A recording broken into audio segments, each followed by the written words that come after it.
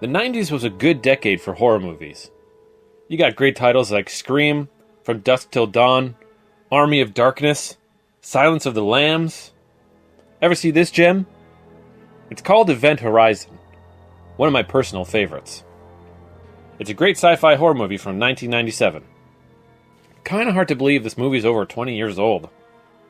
Anyways, this movie was basically about a ship that could create a gateway or a wormhole, essentially to travel from one point in space to the other. It disappeared for several years and returned out of nowhere. So now these poor bastards have to go see where it's been this whole time. And seeing that this is a horror movie, things don't go exactly to plan. Some would say this movie has some remarkable similarities to Dead Space, which is the game we'll be looking at today. I guess I should say that the game has similarities to the movie, considering it was released in 2008. But I digress. Let's take a look at these aforementioned similarities. Both ships where their story takes place, that being the Ishimura and the Event Horizon, are designed in a Gothic style. I'll talk more about this later, but basically, long corridors, high ceilings, that kind of shit.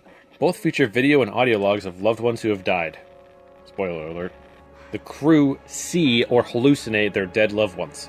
Some crew members lose their minds and commit suicide either intentionally or unintentionally. Both use tools as weapons. They both pick up creepy distress calls in the beginning. The main character is an engineer with a dead spouse or significant other. There's a ton of creepy goop or human tissue all over the walls. They both have magnetic boots. The ship that they arrive with gets damaged and then inevitably destroyed. When they arrive, most, if not all, people aboard are already dead. Both feature a strong black character that eventually dies in the end. Well, again, sorry for spoiling that for you, but I guess you don't have to watch it now? Nah, you should still watch it. Fuck it. Let's put the game in and take a closer look, shall we?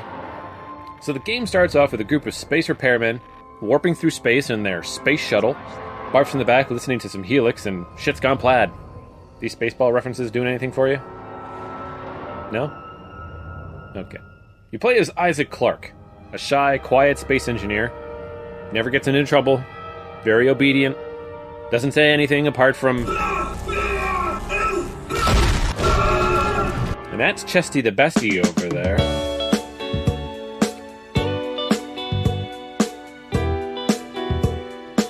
And, yeah. I have no idea who these two dildos are. They fly the shuttle. And presumably get killed immediately. Oh, yeah. Spoiler warning. Right. But seriously, come on, you knew they were. It's like every horror story ever. Gotta have some random people in there to kill off later so the main character can react to the shit going down. Like, oh my god, I knew you for like 2 days and now this shit happens. Oh no. You get on board. Well, crash land on board. And now we check off the trapped in a hostile environment with no means of escape cliché. Okay, good. You soon realize that there's nobody around and something must be really wrong. And then, yeah, the two guys die. Told ya. Looks yummy. Get some dabs of sriracha on that shit. Take me to Flavor Town. And once you escape, you can check off the separated in a group in a hostile environment cliché, and my god, we are just flying through this shit. You reconnect with the remaining crew members and begin your fight for survival. And check off the protagonist does all the goddamn work while the NPCs basically do fuck all at this point.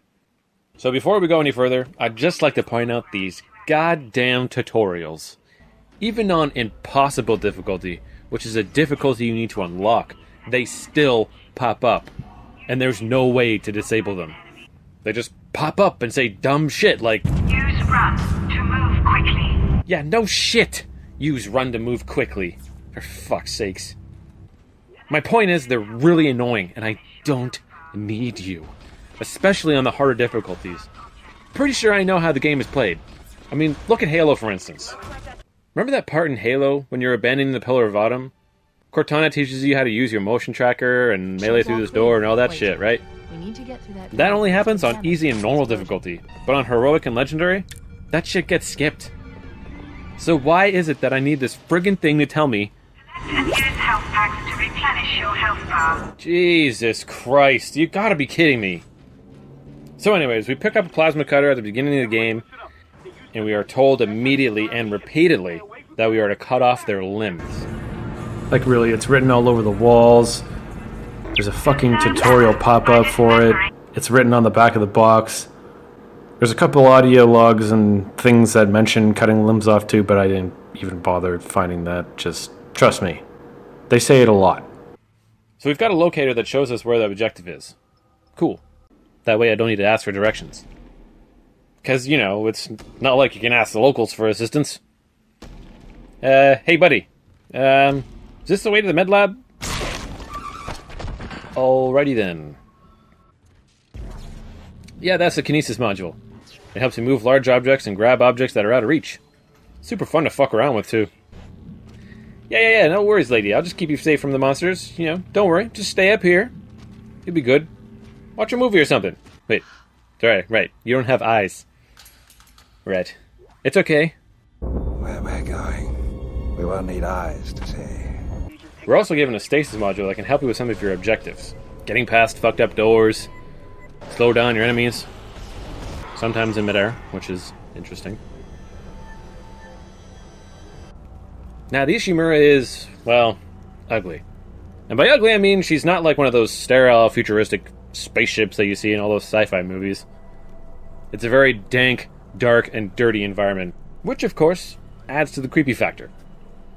I just can't imagine somebody actually living here on a daily basis.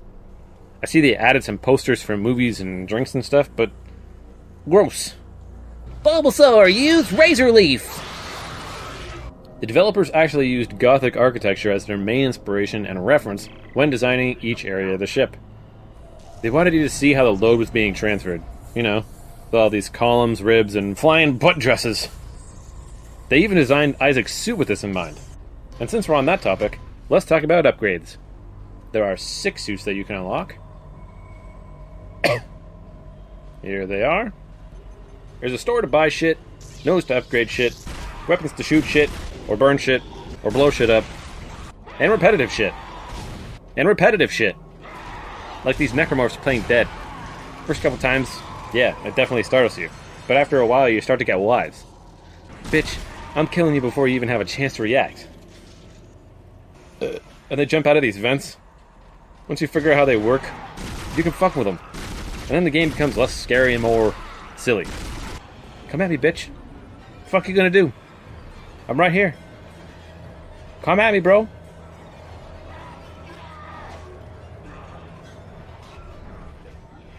Oh, not today.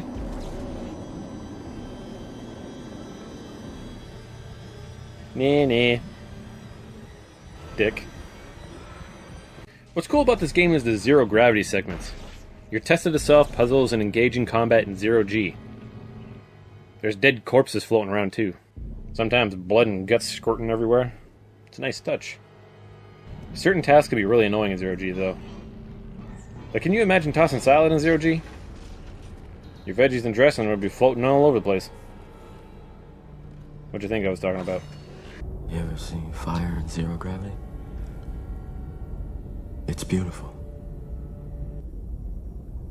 It's like liquid. It slides all over everything. There's even a boss battle in 0G against a Leviathan, which is essentially a giant anus, with the worst case of tapeworms I have ever seen. This thing is shooting exploding turds at me. God, that's just nasty. Damn. Oh, look. Seems like they've taken Resident Evil's formula for boss battles. You know, with obvious weak points. Oh, yeah. And bad guys that regenerate. That was also a Resident Evil thing. Ah, shit. This must be embarrassing for you, Hammond. No worries. Maybe next time you won't come up short. Walk it off. Hop to it, buddy. We gotta go. Break a leg. I'm not leaving you behind, Lieutenant Dan. Aw. There's a couple random areas in the game that kind of threw me off. I'm supposed to be playing a sci-fi horror game, not fucking Space Jam. And what's with these lockdown procedures? Lockdown initiated. Oh shit, better lock down all means of escape. Hopefully nothing bad will ever happen from doing that. Anyways, I love this game. It's got a special place in my heart. It's fantastic storytelling, awesome environments and level design, cool enemies with fucked up faces. The music is fantastic, tons of intense moments and plot twists. The final boss battle is pretty badass, even though it's kind of easy. But if you ever see it on the shelf at your local game shop, definitely consider picking it up, even though you already know how it ends.